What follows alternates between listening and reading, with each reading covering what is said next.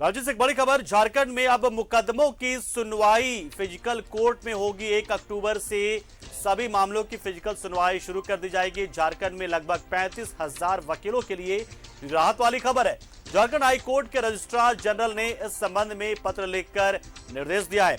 सभी जिला के न्यायाधीशों को पत्र लिखकर निर्देश दिया। लॉकडाउन के वक्त से ही झारखंड की पूरी न्यायपालिका वर्चुअल मोड में चली गई थी, काम कर रही थी, और अब बीच में शुरुआत हुई तो फिर से कोरोना की खबरें आने लगी, कोरोना संक्रमण बढ़ने लगा था, तो फिर से ये वर्चुअल माध्यम शुरू हुआ था। लेकिन अब ऑफलाइन यानी कि फिजिकल कोर्ट की शुरुआत हो रही है और इस संबंध में रजिस्ट्रार ने, हाईकोर्ट के रजिस्ट्रार ने सभी अदालतों को यह निर्देश दे दिया है, पत्र लिखा है और कहा है कि अब फिजिकल कोर्ट में हर मुकदमे की सुनवाई होगी।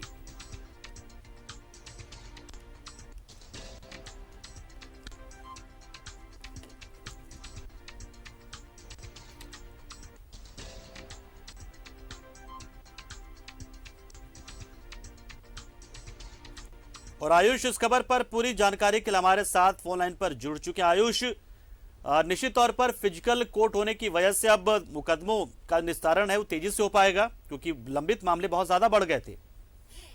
जी देखिए पंकज, आपने बिल्कुल सही कहा।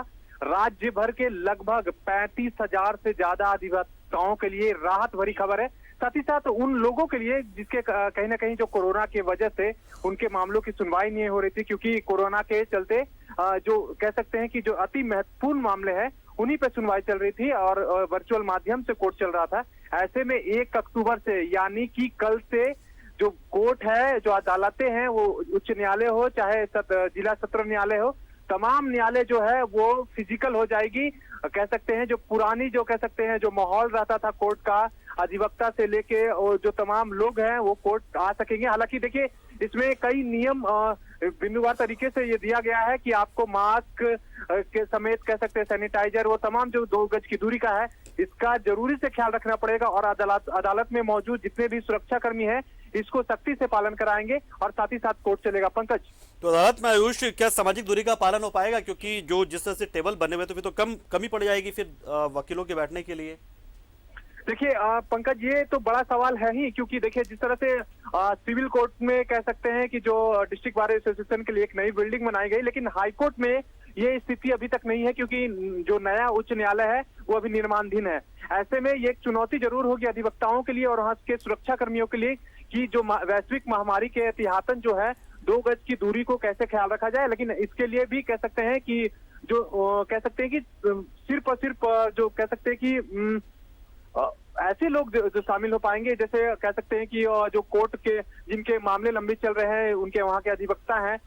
आम दिनों में ऐसा देखा जाता था कि बड़ी संख्या में लोग कोर्ट आते थे, लेकिन चिन्हित लोग कह सकते हैं या फिर कहें कि काफी कम संख्या में कोर्ट में लोगों को जो है शरीक होने का मौका दिया जाएगा। ऐसे में 2 गज का दूरी पालन हो सकता है। लेकिन ये भी दिलचस्प होगा देखना पंकज की कल से क्या कुछ कोर्ट का माहौल रहता है और कैसे 2 गज की दूरी का पालन कराया जाता है। पंकज, चलिए बहुत शुक्रिया आयुष, जुड़े आप हमारे साथ, इस खबर पर पूरी जानकारी आपने दी। तो निश्चित तौर पर वकीलों के लिए राहत की खबर और उन लोगों के लिए भी जिनके मामले कोर्ट में लंबित हो रहे हैं, लंबित पड़े हुए हैं।